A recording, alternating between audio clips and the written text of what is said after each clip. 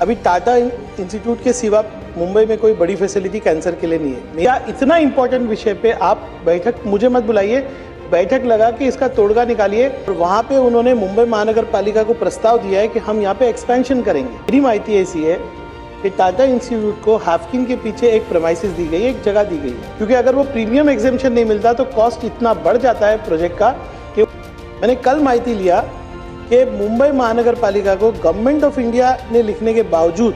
हाय दोस्तों, आपका स्वागत है एक बार फिर से हमारे चैनल भिवंडी 360 में।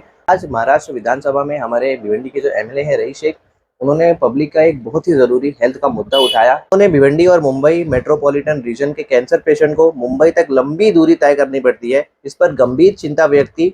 उन्होंने टाटा मेमोरियल सेंटर का एक्सपांशन में हो रही देरी पर तुरंत फैसला लेने की मांग की और 850 करोड़ के सिविल हॉस्पिटल प्रोजेक्ट के तहत कैंसर ट्रीटमेंट सर्विस जल्दी शुरू करने की बात कही। साथ ही इंदिरा गांधी मेमोरियल हॉस्पिटल में डायलिसिस फैसिलिटीज को मजबूत करने की भी जरूरत पर जोर दिया। आइए अब हम आपको जो महाराष्ट्र विधानसभा का वीडियो है वो आपको दिखाते हैं। अभी टाटा इंस्टीट्यूट के सिवा मुंबई में कोई बड़ी फैसिलिटी कैंसर के लिए नहीं है। मेरी माहिती ऐसी है कि टाटा इंस्टीट्यूट को हाफकिन के पीछे एक प्रेमाइसिस दी गई है, एक जगह दी गई है, और वहाँ पे उन्होंने मुंबई महानगर पालिका को प्रस्ताव दिया है कि हम यहाँ पे एक्सपेंशन करेंगे।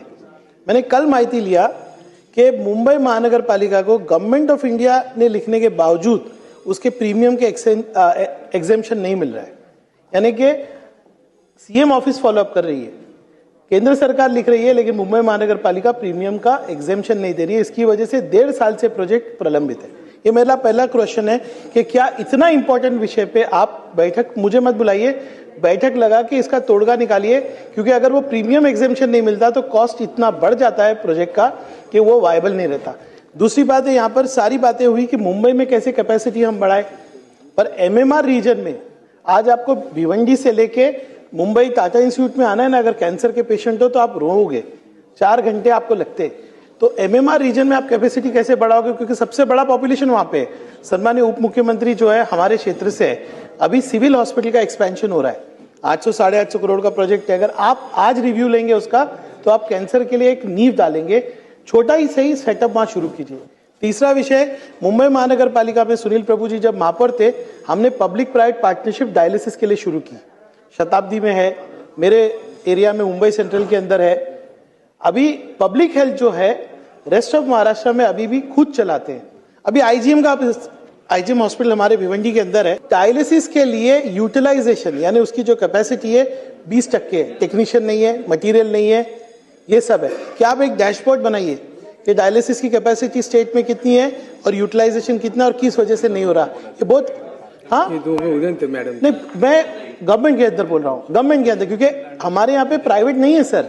गवर्नमेंट फैसिलिटी यूटिलाइजेशन नहीं हो पा रहा है और डायलिसिस और कीमोथेरेपी का कॉस्ट इतना हाई है कि आप सिविल हॉस्पिटल थाना से शुरू कीजिए, थोड़ी कैपेसिटी बनाइए। नायर में जैसे हमने छोटे छोटे से कैपेसिटी बढ़ाया वैसा कीजिए। ये मेरे स्पेसिफिक प्रश्न। धन्यवाद। अध्यक्ष महोदय, सन्मान्य सदस्य रईस भाई शेख यांनी जे 2 मुद्दे मांडले, एक टाटा हॉस्पिटलला जागा देण्यासंदर्भातला विषय आहे।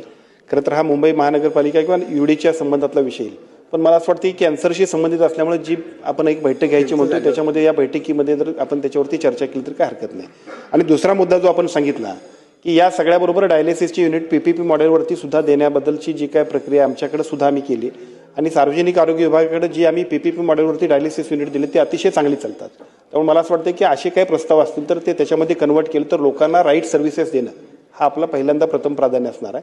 त्यामुळे अशा काही सूचना असतील तर त्या आम्ही निश्चितपणे त्याला मान्यता देऊ।